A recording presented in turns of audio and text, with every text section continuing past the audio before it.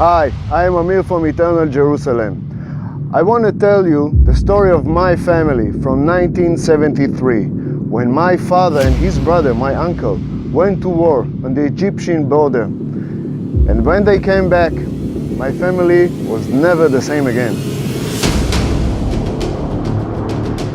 In complete surprise, the entire Egyptian army crossed the Suez Canal into Israel, annihilating everything in its path. They did not even declare war. And the Egyptian army seemed unstoppable. Many people believed then that this would be the end of the State of Israel. The surprise attack was absolutely a shock to Israel. Hundreds of our soldiers were cut off, some injured, some dead, casualties mounted. But Israel was not defenseless. We had these Patton tanks, the latest American tank. And Israel took everything it had in the Sinai Desert and threw it right on the enemy. The Egyptian army used the latest Russian technology, tanks like the one behind me now, and all kinds of artillery, such as this one, or the monster behind me, as you can see. However, the first engagement of the Russian tanks used by Egypt and the American tanks used by Israel ended up in a great Israeli victory, but that victory was short-lived, because it appears that Russia had a little surprise for Israel, a technology the IDF has never encountered before and had deadly results when used by the Egyptians. This saga came as a complete surprise to the Israeli armored units. It's one of the first anti-tank missiles and it's very clever. IDF encountered such a menacing threat. We did know how to deal with the tanks, but the missile, we had nothing to do against that. Israel threw at the enemy the best they had, and it was for no avail. Israel was about to lose the battle. Something had to be done, and quickly. And that's when they called my father.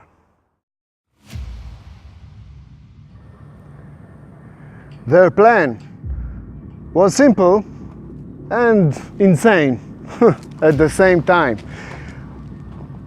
They will make an ambush in a very small passage where they know the tanks will go in a very, very specific path. And then they will dig in small ditches, allowing the tanks literally to go over them unnoticed, and then pop up from the first tanks of the convoy, shoot them in the back on these external tanks, blow them up, and escape. That was the plan. However, as my father tells it years later to me, when the tanks come, there were so many tanks, the ground was shaking. He said, we looked and suddenly the sand of the desert started moving like ants. There were so many Egyptian soldiers. They were outnumbered insanely. And some of the people that were hiding in the ditches themselves started to crumbling under the weight of all the tanks, and some were buried alive under the weight of the Egyptian tanks. However, some of the Israeli paratroopers did manage to pop behind the leading tanks, Egyptian tanks, and blow them from behind. Unfortunately, I almost lost my father that day. He did not lose his life, but he was injured very seriously and was crippled. And so was his brother and his brother-in-law, my uncle. Today, I'm asking myself, who gave them the right to do this to my family? Who gave them the right to open war? Today there are so many claims about Israel, that we took land and we are bad people, and how dare we? How dare we? You almost killed my father for no reason. You tried to kill everyone. You tried to grab our land by force. Who gave you the right? What price did you pay? Did you ever compensate us for all of that? These are serious questions that has to be answered. And I think that today, after all these years, and after all the personal sacrifice and price that my family paid in order to keep this flag behind me. You see that? So that flag would keep on being raised all over the country. That has to mean something.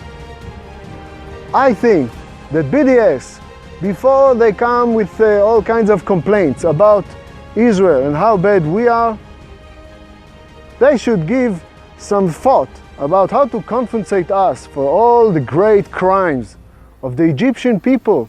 The so-called Palestinian people are actually Jordanians and Egyptians. Gaza was never a sovereignty. It was a part of Egypt. And when Egypt made peace after the Yom Kippur War, the 1973 war, they didn't want Gaza. They said, okay, you keep this. This is one of the terms for peace. We don't want that. And so it stayed in our responsibility. And you know, years later, we had a quarrel with Egypt. They said that the Sunetra Hotel, a very big tourist attraction that stayed in the Israeli side, that should be on the Egyptian side because it's worth millions.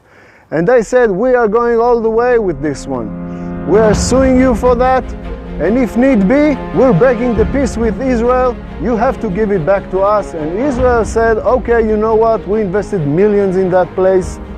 Take it. For peace, take it. We'll give up everything.